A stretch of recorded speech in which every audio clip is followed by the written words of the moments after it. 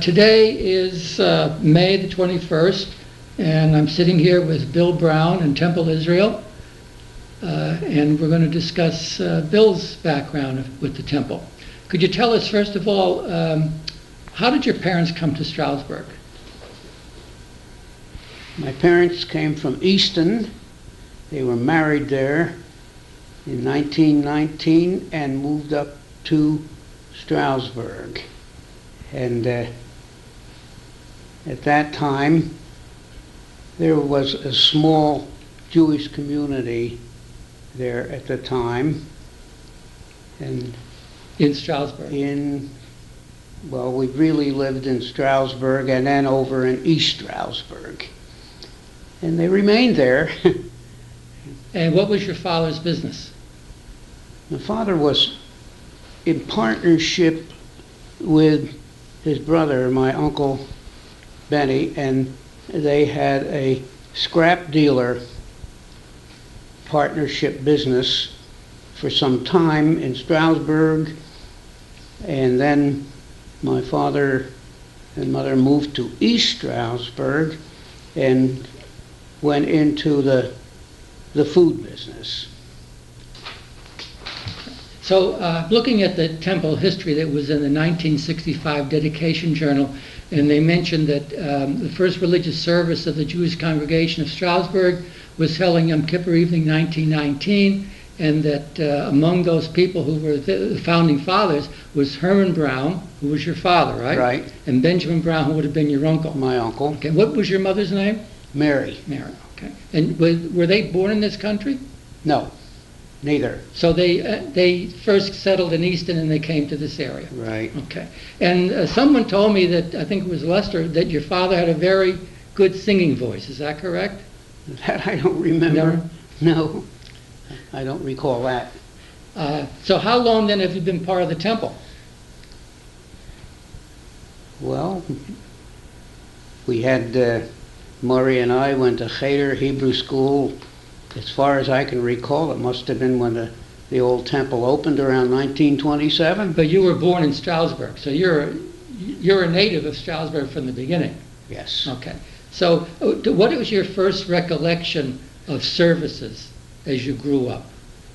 Were they held in somebody's house or They were held in the old Henry building on the corner of South Cortlandt and Washington for a while. That's in East Stroudsburg. In East Stroudsburg, yeah. The services were all held in East Stroudsburg, and then they were held for a while at the home of Mr. and Mrs. Abeloff on South Cortlandt Street. And do you remember when services were begun in the new shul on Brown Street? I mean, can you recall going to temple there from an early age? I recall that. Perhaps back in starting in 1927. I'm not sure when the temple building opened. It must have been around 1927. 25, 26.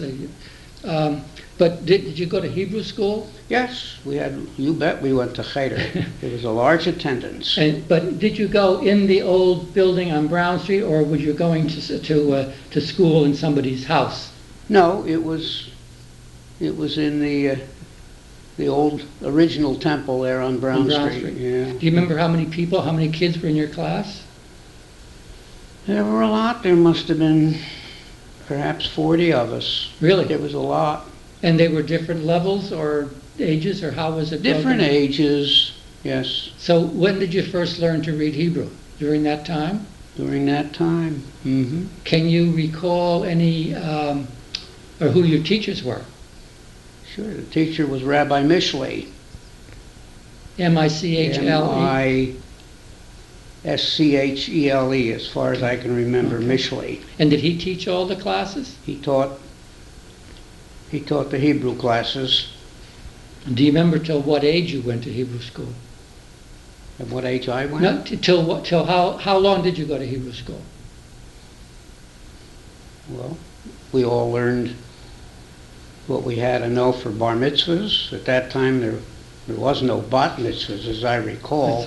That's right. But you had your bar mitzvah in the temple on Brown Street. In the old temple there on Brown Street. Do you remember what year it was? Sure, 1933. 33. And was it largely attended? Were there a lot of people there? Oh, yes. And Yeah. what did you do for your bar mitzvah? Did you just do the Haftorah, or did you read the Torah, or what? The Haftorah. And did your father conduct services, or was somebody? No. Rabbi Mishley was with us for a long time.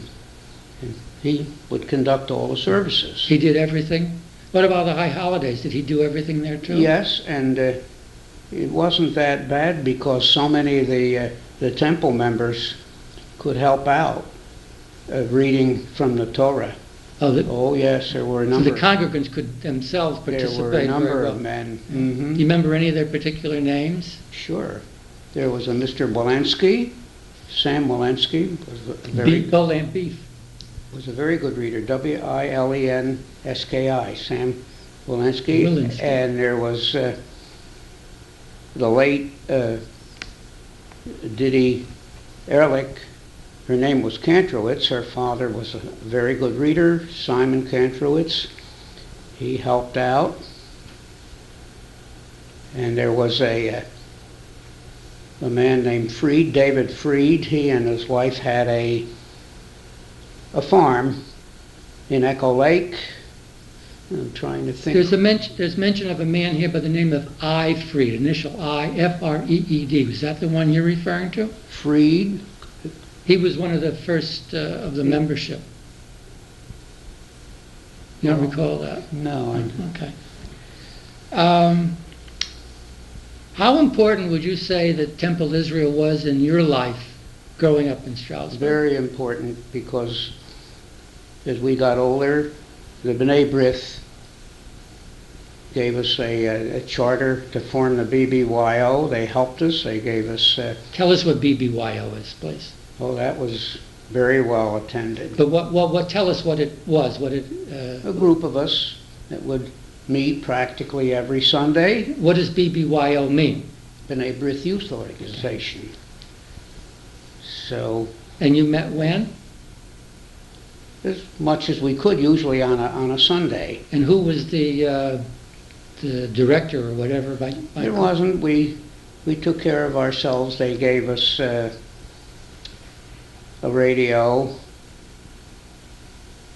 and a record player, and we bought our own records. And so it was a social gathering. We had at times we would go down to Easton. But this was for boys and girls? Yes, everybody. Definitely. Mm-hmm. Do you remember any of the people who were in your Hebrew class? How about Mrs. Chayat? Chayat? All of us. There was Murray and at that time Rose Chayat and Myron. And did you take the class together as boys and girls, or did they separate you, or how? I don't recall. I know we had different times. Murray and I used to go after school about 4 o'clock. We were due there at Cheder. And we were there. Did you, growing up in East Stroudsburg, did you encounter a lot of anti-Semitism here? Yes, there was in the school and in the surrounding areas. There was. How about in business? Did your father see that as well? Not really in business. We never had any real difficulties in the business, no. You told me once about some of the problems with the temple, during the Depression days. Could you kind of elaborate on that, please? Oh, yeah. The bank held a mortgage, the old East Stroudsburg National Bank, and we couldn't even pay the interest, not much less any principal, and they threatened continually to close down the building, take it away, but property wasn't any good then, and they never carried it out. And we couldn't even pay the electric company. And as far as heating and the temple, yes, I remember the ladies used to collect nickels and dimes and quarters. They went around and asking so we could get a half a ton of coal to keep some heat on in the building so the pipes wouldn't break. You know what a ton of coal cost at that time? perhaps $6 could have a ton? been $5, $6 for a ton of coal. And what time period are we talking about here? Mid-20s, early 30s? 1930s. The 30s, okay. Yep. How did the congregation meet these problems? You mentioned that the ladies collected money. Obviously, the congregation survived. Were there any other ways that you raised money to pay the bills, to pay the mortgage? Whatever little we could pay. The dues was almost nothing. Do you remember what they were? I recall dues at $12 for the year. $12 for the year. And that was for a family? Yeah. And the seats weren't sold for the high holidays. There was no extra money needed for that. Did they sell the Elias? Sold the Elias. Mm-hmm. So that was a fundraiser as well. Doc Hellman. You're smiling. Why is that? Yeah. Bernie Hellman's late father, Doc Hellman. He was called Doc because he was a bottler of sodas, soda water, Doc's sodas, and he sold the Elias. Yeah. So he was one of the gobbers then, if you will. He certainly was. And did they raise money? Did they raise enough money like that? Not much. No. Not much. An Aliyah would go for $2, $3. What about high holiday services? Did this Rabbi Mishley, you said, did he do everything himself, or did you get somebody in here? He had help from the Congregation. Mm-hmm. But you didn't hire any cantors to come in? No, at that time we didn't. No. Did you ever hold any office in the temple? Yes, I was. I was treasurer from 1950 through 1955 under 3 presidents. So that was after just about the time the mortgage was burned, wasn't it? The mortgage was burned technically in 1949. 49. Okay. The old Bartonsville Inn or hotel, whatever it was. But as treasurer, how did you find raising funds? Did you have difficulty collecting dues from people? At that time, the dues was higher already. I guess it was perhaps $60 by that time. $60 a year? A year. There was no great difficulty. Everybody paid. Did you have minions on a daily basis? No, as far as I recall. There was Friday night services. That was every week? Saturday morning, as best as could be. Do you have a minion every Saturday morning? Or did you have a minion? We did, starting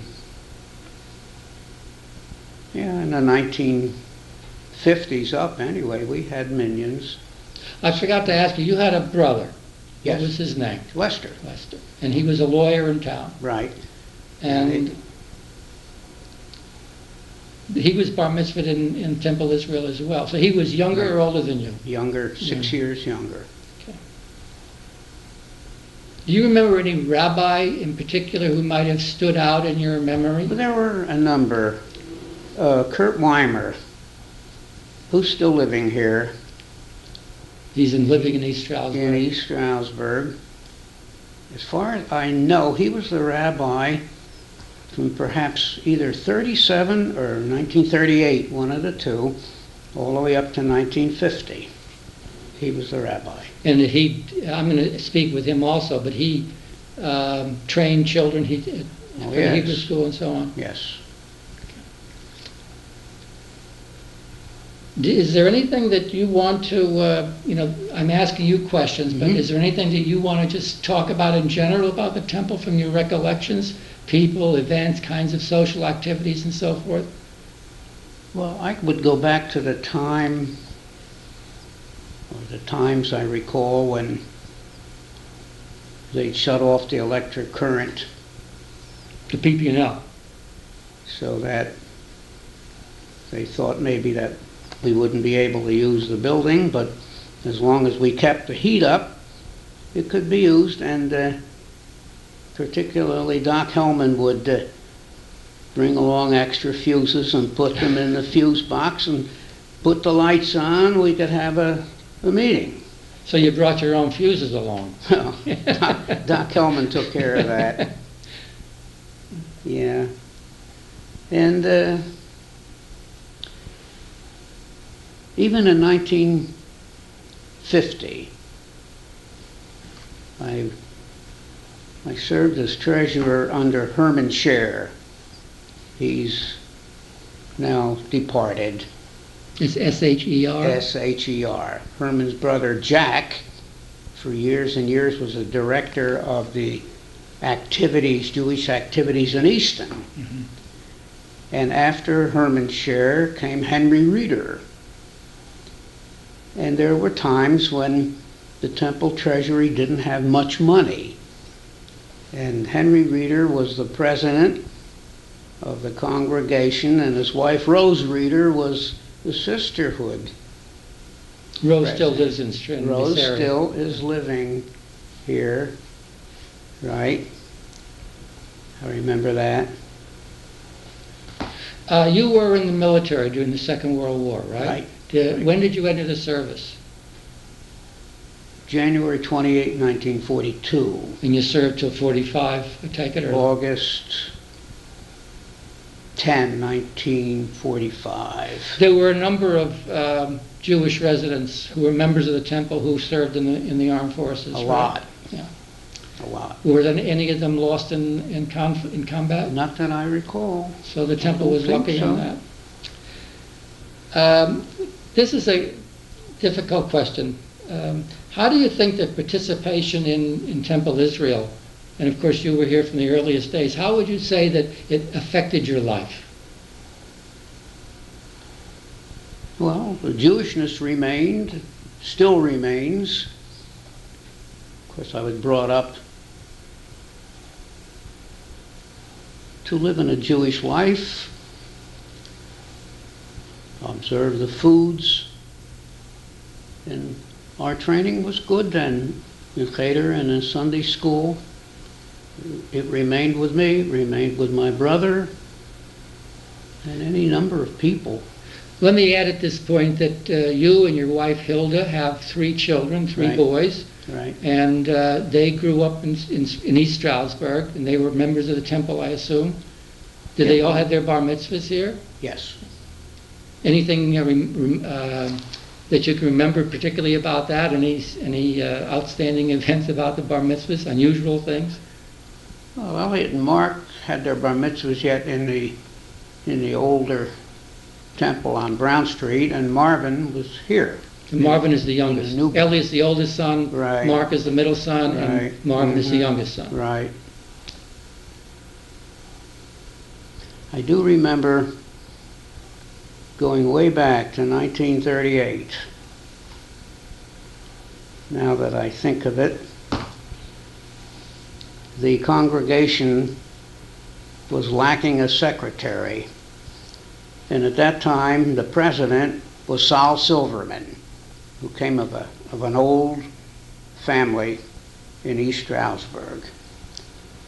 And he asked me if I would take the notes and be the secretary of the congregation. And I did, and for that I was made a member of Temple Israel in 1938. And I remained for several years as secretary. And Herb Rosen has the old books yet, and in it are my notes of the meetings. So you were a secretary as well as a treasurer at one No, time? I became a treasurer in Later on. 1950. But at one time or another, you held I was secretary. secretary And of Temple Israel. we have those records here in the Yes, temple. We Herb have to look Rosen them up has the and books. see what's in there. Mhm. As a matter of fact, that's how this little project started, because the rabbi started to talk about, the records are here, let's look at them and do something with them. Stretch your memory a little bit. Anything else you'd like to bring in here? Yes, I can remember. I always credited the sisterhood of Temple Israel with being really the backbone of the temple in the poor years.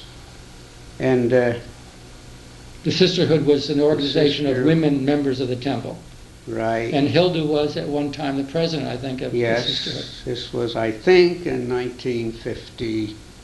4 or 5, as I recall, anyway.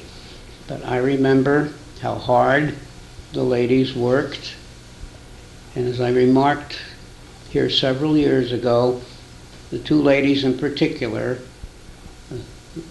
Mrs. Abeloff, Pearl Abeloff, whose home was always open for all of us, and That was Lester's mother or stepmother? Lester's mother, Oh. Murray Maynard Lester Murray. And another lady, Clara Friedman, who taught and banged into our heads the singing and Oh, really? that was needed for the bar mitzvahs. Was she a the teacher? Speeches. I don't recall. Oh, they were in business. Clara and Bill always had a business where they sold new parts for automobiles. But in her way, she was a teacher, because we all had to give a speech for a bar mitzvah, and Clara taught us how to speak. So she had a good background in Hebrew, and she prepared you. She helped prepare you for your bar mitzvah. Oh, yes. You said we. You're talking about all the kids in the class. Yes, all of us. You were talking about the time when the new temple on Wallace Street was opened, and you carried the Torahs from across. And tell us about that, please. We carried the Torahs. It was in late December 1963, but we actually opened up here in January of 1964. So you physically carried the Torahs through the street? We carried the Torahs through the streets. Yeah, I have some pictures home. Oh, you do? Oh, yes, I'll look them up. We should do kind of make copies of those things. That would be good. Did the whole congregation walk in the street, or were there a lot of people, we or just all walked? Do you remember who your rabbi was at that time? Yes, Herman Levy. We were discussing some various people whom Bill remembers, and pick up some of the names, if you will. Well, I remember one incident in 1950, I'd say 51 or 2. I was the treasurer of the congregation, and Henry Reeder was president, and Rose Reeder was the treasurer of the sisterhood, and Hilda was the president, as I recall. And it was one time when we didn't have enough money to pay the rabbi, Herman Levy. So Henry and I paid him out of our own pockets. Do you remember what his salary was? I don't remember. It might be in the books that Herb Rosen has. It could be. I don't remember. So you paid him from your own pocket? We paid Herman Levy. Both being for the whole year, or just for the month? Just for the month. For the month. Yeah. That's interesting. Did anybody ever reimburse you for that? Did anybody know that you did it, other than the rabbi? Yeah, Hilda knew, and Rose Reeder knew. But I mean, the congregation didn't know? I don't think so. No, We never. You never talked about it? Well, we never publicized. Rose would remember. We used to joke about it. Yeah. Anybody else we were just talking about Zacher. Who was Max Zacher? Max Zacher was a very well-liked man, a businessman, extremely well-liked, very well-liked in the congregation for many years. Did he perform anything in the way of davening or reading? No, Max didn't. But there were so many. Didi Ehrlich's father was so active in davening. And Leah Zubal's father, Mr. Zubal, also did a lot of davening. And that's how we never hired anybody then for the high holidays. It was done here by congregants. You bet. We did it all. You were just talking about the times when you and Murray Abeloff had to be in Fader after school. 4 o'clock. If you weren't there at 4 o'clock, what happened? Well, Rabbi Mishley would be waiting for us inside the door, And first you got a good potch on one side of the face, enough to spin you around, and then you got it Really? on the other side. Did you resent that? Well, resent it or not, you didn't dare say a word. You didn't say anything? No, we sat right down. How old were you when you went through that? Oh, goodness knows, Art, maybe. Do you remember how long you attended, from what age till what age you attended Hebrew school? I'd say we started at the ages of 7 or 8, and we went to Hebrew school, Cheder, Sunday school. And what were you taught? You were taught how to read Hebrew, How to read obviously. Hebrew. And what else? That was it. That was it. You didn't learn Talmud, didn't learn Gemara, you didn't do anything with just the how to Chumash? read. Didn't do anything with the Chumash in terms of discussing the weekly Sedra? No, Nothing. no, not that I recall, just learning how to read.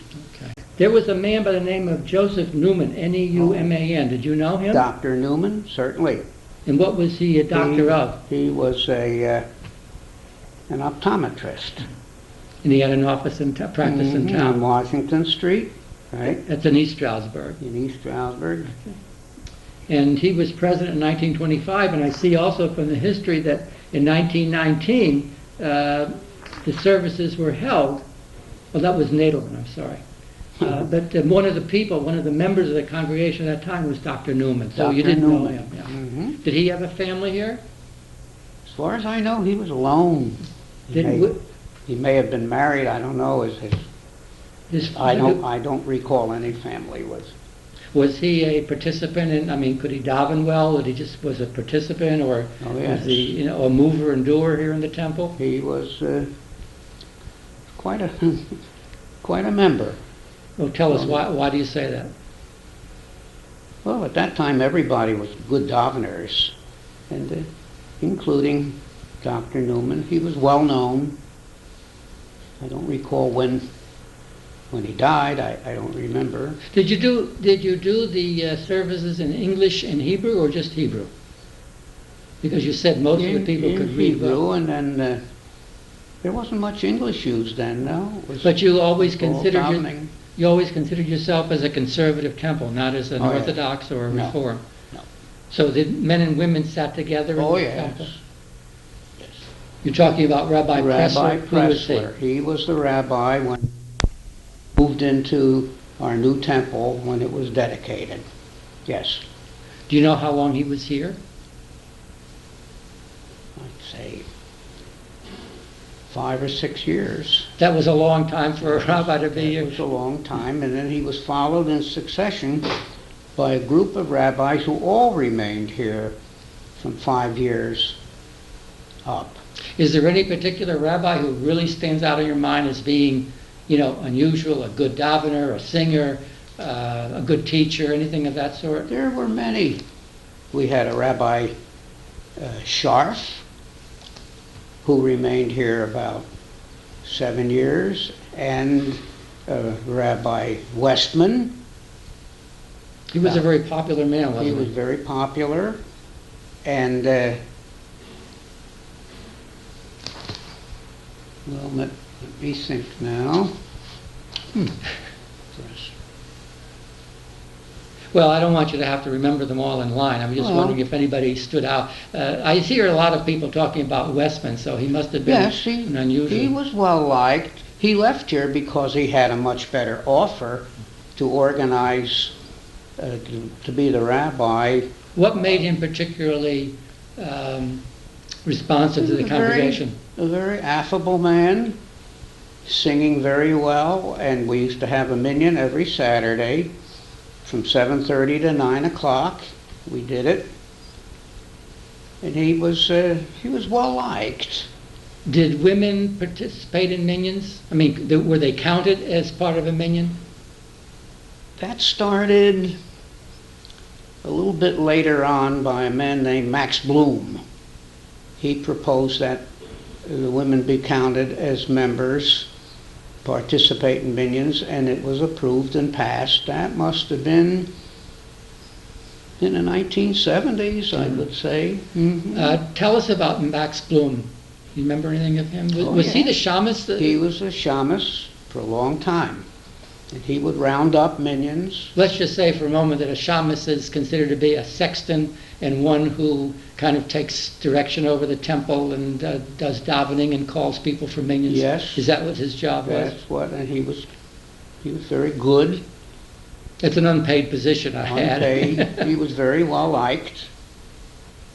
He had a son who was a member here. Harry. Harry. Oh, you know what I wanted to ask you, Bill, because you would probably know. Arietta. Tell us something about Arietta and her brother. Who were they? They became the caretakers from the old building on. I remember that in about 1955, I would say.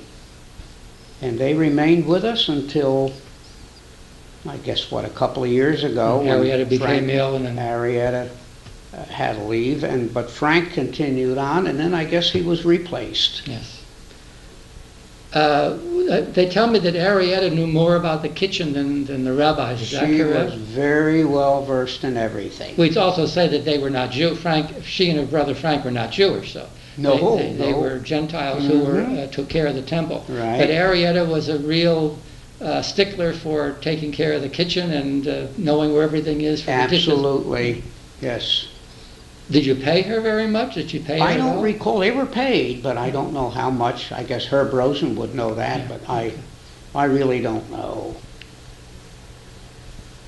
Okay. Okay, anything else you want to add? Well, Hilda and I have seen the temple grow. We're very pleased with it. I particularly, because I grew up with Temple Israel from East Stroudsburg on, from the early years. I wasn't the only one. Murray and Les Abeloff would remember as well as I. There aren't too very many here. There's some of the girls who remember. Rose Chiat Steinberg grew up with us, and Francis Zocker Mason. How about Leah Katz? They came, as far as I can remember, very early, about 1930 or 31.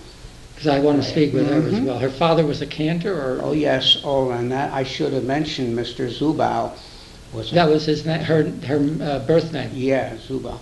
Mr. Zubau could read from the Torah. Very, very proficient man. Was he an American-born or European? That I don't know. But they came from elsewhere to Stroudsburg. Yes, I don't know where they. Yeah. Well, I'll speak with Leah. We want to get that yes, later on. That's right. Leah could contribute a good deal to this. So we're talking about Leah Zubal Katz, and she's married to Cy Katz. Cy Katz. And Cy was at one time the president. He was president, right? And we're going to discuss. We'll have a talk with him as well. Well, that's good. We're talking about various people whom Bill recollects. Go ahead. Well, there was a Mr. and Mrs. Summers, the parents of Lou and Pearl Woodnick and Itch. They donated the land where our cemetery is. And that's on Route 209. On 209. And it's we have to be more specific. 209 near. About 8 miles from here. About 3 miles above Marshall's Creek. 3-4 miles. And there was Saul Weiss, who lived in Stroudsburg. He was a retail clothier. He was an early president of Temple Israel. Ted Getz was a president for a number of years in the 1939. According to this, from March of 39, the steady drive was maintained under President Ted Getz. Getz was a long-time president. Did he have a family here as well? Oh, yes. And they were all members of the temple? Oh, yes. When you had a bar mitzvah, was it a big community affair? I mean, did everybody show up? Everybody came. And were there parties? Were the parties held in the temple, or Yes. did people go outside to some? Whatever we held was in the temple downstairs. You know what I wanted to ask is, tell us about the card games. Well, that was really an important financial help for the temple. We used to so often have Sunday nights where everything was played. Bridge games, Monopoly, poker games. Men and women were there? That. Yeah. Mm-hmm. And money was cut out of each poker hand and given to the temple. I don't know how much. I never sat in on those poker games. Oh, you didn't play cards yourself? Played, but I never sat in with them. No. Was Hilda a player? No. No mahjong or anything like that? But another important thing was chess. Oh, really? Yes. Marie and I just picked up chess automatically by watching the older guys, Maynard and Les. Maynard Abeloff. Maynard is the older brother of Murray Les and Abeloff. Lester. Mm-hmm. So there was a fundraiser as well, and it was also a social event for the people. We had wonderful social events. What else did you have? Whenever there was an installation, that was a big event. And you're talking about installation of officers. Okay, tell us about that. Held in the old temple, and I remember the congregation usually would give the sisterhood $75 to buy the foods, and everybody had a nice time then. Why was it a big event? What was so particular about it being a big event? They made quite a fuss over it. We would have some speakers, and at that time the B'nai B'rith was very strong too. Were you a member of B'nai B'rith? Oh yes. Yeah. Mm-hmm. And what did you do as a member of B'nai B'rith? How did it function? Were you a fundraiser or just doing what? Mostly to encourage the younger people to participate. That's why we started the BBYO. So your boys were a part of BBYO as well? No, by that time it was pretty well disbanded already. Because I know Matt. Until the war came along, it was strong, but starting in around 1941, 42, we were scattered out already. Would it be correct to say that Temple Israel was the center? This may be too strong, but would it be correct to say that Temple Israel was the center of life for the Jewish community in Stroudsburg? I would say so. And would you say that was because of anti-Semitism in the area, or just because? Not particularly. At that time, there were all the older people living at my parents and all the peers, people of their ages, who all came from the old countries. Mm. And oh yes, they were very strong, and as we were growing up, we remained the same. Certainly. Your father was not just a temple member, he was an officer at one point. I think he was a secretary, according to this record. Gee, I don't recall. Secretary Herman Brown, yes. That was the original. I don't know if you saw this or not, Bill. This was part of the 1965 dedication that I mentioned earlier. My late brother had written up extensively on. Oh, he did this? Yeah, I think so. Oh, because I was trying to find out who wrote it. I think I might have. You're talking about Lester Brown. Yeah, I might have at home yet. I have the picture of the mortgage burning ceremony in 1949, but I guess a number of people have that. It's a long one like that. Yeah, there's one out here. Mm-hmm. It says here the contribution of $1 from each member constituted the first money in the congregation's treasury. How far did that $1 go? Well, that's what was paid, $12. I think it went up to $16. And one member proposed $60, but that was already times were getting better. Well, Bill, thank you very much. You've been very, very instructive, very helpful, and you got some good long memories, and I hope that if there's something else you can think of, then we can always put it in. Some things kind of remember the Depression times. Oh yes, bad times. We remember that. Mm-hmm. Your father had a store during that time. How did he do? How was his business in that time? A food market. Well, we never went hungry. We always ate. But I hate to get started on the 1930s. Well, that's another Depression years. That has nothing to do with the temple. With the temple, yeah. No. Okay. But that you could. Excuse me. When you were married,